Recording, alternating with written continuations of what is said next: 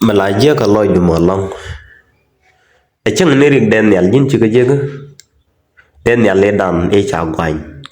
cái chào tay nó có well gót ha ba đen nhảy gót khó có lôi này khó lôi này nó mò thì có lôi thì mấy trái do với sự bền tình lại cho qua trượt cái nên nhảy nhìn thì cái gì giờ cái mà là đi rồi mấy nó kêu trả cho quý trả cho lạt cái bài thơ cái đủ anh đen nhảy lên đàn này chụp về đây khó có lôi này mấy chỗ ngay kharo ada cái nó quý này tiêu con tệ thuộc dân chỗ pha lô sẽ khó có lôi này chỗ con nhảy lôi trả lôi tin cái dân quý dù con ngồi được mà rong là chẳng nên tệ khó có lôi này chỗ lôi đi là gol cái chỗ lôi chết cả mình nó cái mấy chỗ quét theo món nên cứ cha đen nhảy luôn quanh cái cách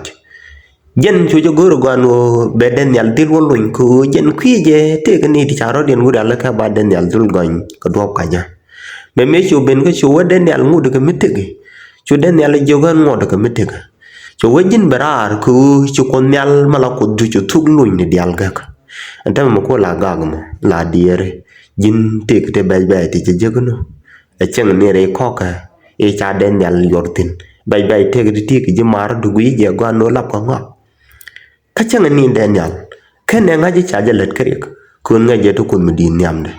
dân nó là điề rồi mà cái bài thế cái thuộc cái gì mà được anh nói là mới bị có con mi chagaram mengat ko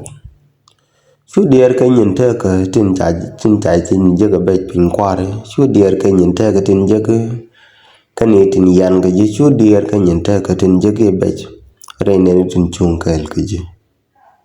ko nyal ka ne pin ye su den nyal ja ka ga ka chu je mu ka bom re ko ka lo ni ka chu je ja ka ramatik kwa de cha yortin ka chu je ja ka ya kwa rendio din ka Babylon ka ni te cha kwany ro ja kwara yen ko den mongot ko mi chung kel ke ji chu dier ke nyin te ka ne tin da loy do ban kon yal ka ne pin la on no nga ka wat ku ko no ngon ba ke ji te ka du de no ga chaw du de no ga chiek du de no ga gat ku cha chang ko man men man chaw no ku ba de no ko gu su ka na motu de no bo cái này thì là cho mar du tin có khen mình đòi chuyện này rồi nói chú điệp cái ngoài nó điệp lên thua cái này tin bo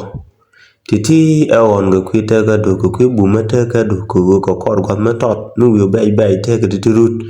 bị chúa ta cái long cái lần nó điện cái bị chúa ta cái long cái bom này nó tin còn tin coi ngạt tiền lật con nằm cái quy gọi cái giá cái bom rồi thế cái quy bên này tin còn nhỏ to